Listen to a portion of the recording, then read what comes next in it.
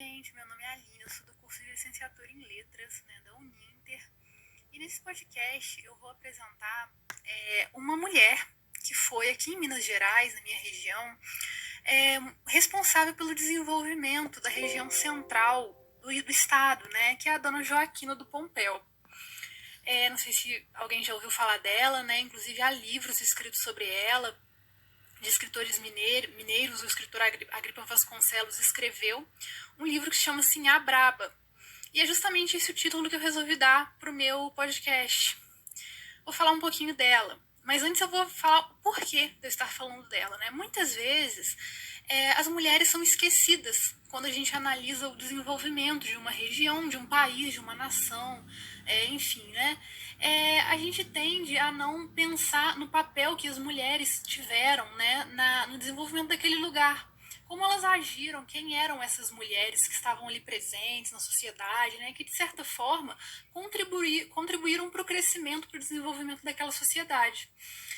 Tem uma passagem do livro O Tempo e o Vento, do Érico Veríssimo, que eu gosto muito, né, que é quando ele diz que quando os homens estavam fora, né, e na região sul, os homens estavam fora em muitos momentos, né, do século XVIII e XIX, eles guerreavam nas guerras platinas, as mulheres que ficavam tomando conta da cidade, as mulheres ficavam tomando conta da comunidade, elas que davam desenvolvimento para a vida, né, elas que tocavam a vida para frente. E, consequentemente, elas que acabavam determinando, né, o andar da carruagem daquela sociedade. Então, muitas vezes a gente esquece do papel feminino, né? A gente tende a achar que a sociedade foi construída majoritariamente por homens.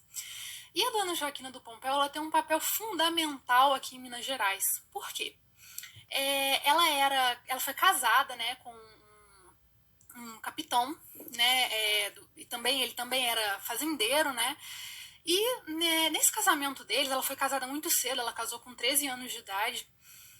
Eles começaram a fazer negócios, a criar, né, gado, fazer plantar, para tocar, né, um negócio rural, como muitas famílias faziam, né, no finalzinho do século XVIII para o século XIX em Minas Gerais, né, que é um estado majoritariamente rural, né, de latifúndios rurais, de café e leite, né. Então, o marido dela, por ele ser do exército, ele ocupava um posto do exército, ele saía várias vezes, ele ficava fora muitas vezes, muito, muito tempo fora de casa. E ela tomava para si o papel de administrar aquela propriedade. Em pouco tempo, ela começou a administrar, gente, uma propriedade muito grande. Assim, equivalia a 10 fazendas, mais de 20 mil cabeças de gado, centenas de escravos. É claro que, né, que aqui a gente está falando de uma sociedade escravocrata ainda, né?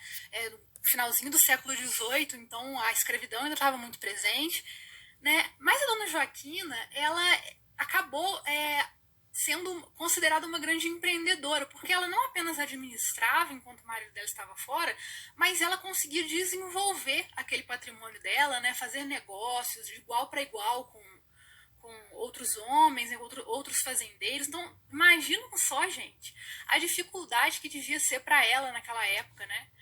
Fazer negócio de igual para igual com aquelas pessoas extremamente machistas, né, que tinha uma mulher como aquela que fica sentada no canto da sala fazendo crochê o dia inteiro. Essa é, infelizmente, a visão que a gente tinha da mulher naquela época.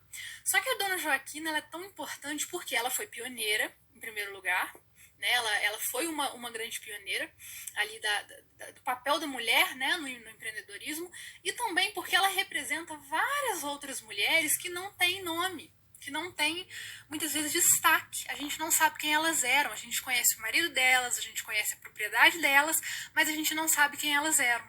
Então, esse é o grande papel da dona Joaquina. Né? No final da vida, ela, assim, o marido dela já tinha morrido, e quando ele morreu, ela tocou sozinha aquela propriedade, né, dela, que já estava enorme. No final da vida, ela deixou de herança, né, para os diversos herdeiros dela 11 fazendas, total de 40 mil quilômetros quadrados de terra, não sei quantos mil cabeças de gado, enfim, era muito grande a propriedade dela, né. Uma coisa interessante é que tem um museu dela lá no município de Pompéu, né, tem uma casa que é uma réplica de um casarão, uma das propriedades que ela deixou. E é legal, né? Porque lá existem vários bens pessoais dela, coisas que eles utilizavam, objetos que eles utilizavam na época. Né, tem um busto dela também lá no município, que para que a memória dela fique sempre viva, né, como uma mulher que contribuiu profundamente para o desenvolvimento daquela região. Uma outra coisa interessante, que é até relatado no livro do Agripa Vasconcelos, né, é que ela foi reconhecida pela corte portuguesa, né, ela tinha um reconhecimento do rei Dom João VI, depois do Dom Pedro I, porque ela colaborou, quando a corte portuguesa chegou aqui no Brasil, em 1808, fugindo de Portugal, ela colaborou com o abastecimento daquela região. Na verdade, ela quase sozinha colaborou, ela quase sozinha conseguiu manter o abastecimento da corte portuguesa. Eram mais de 15 mil pessoas, então o Brasil não estava preparado para receber essa quantidade toda de gente, e eles fizeram lá um acordo com ela que ela deveria fornecer alimento, enfim, tudo que eles precisavam para viver aqui. E por causa disso ela recebeu o reconhecimento, né, da corte portuguesa. Então ela era uma mulher muito importante na época, ela tinha influência na corte, e muitas vezes a gente não sabe disso. Eu gosto desse tipo de trabalho porque é sempre bom a gente ter a memória dessas mulheres, a gente relembrar. A memória ela tem que estar viva para a gente dar valor a elas. Né? Então eu espero que vocês tenham gostado dessas breves informações acerca dela, e se vocês tiverem mais interesse, procurem esse livro do Agripa Vasconcelos, chama-se A Braba.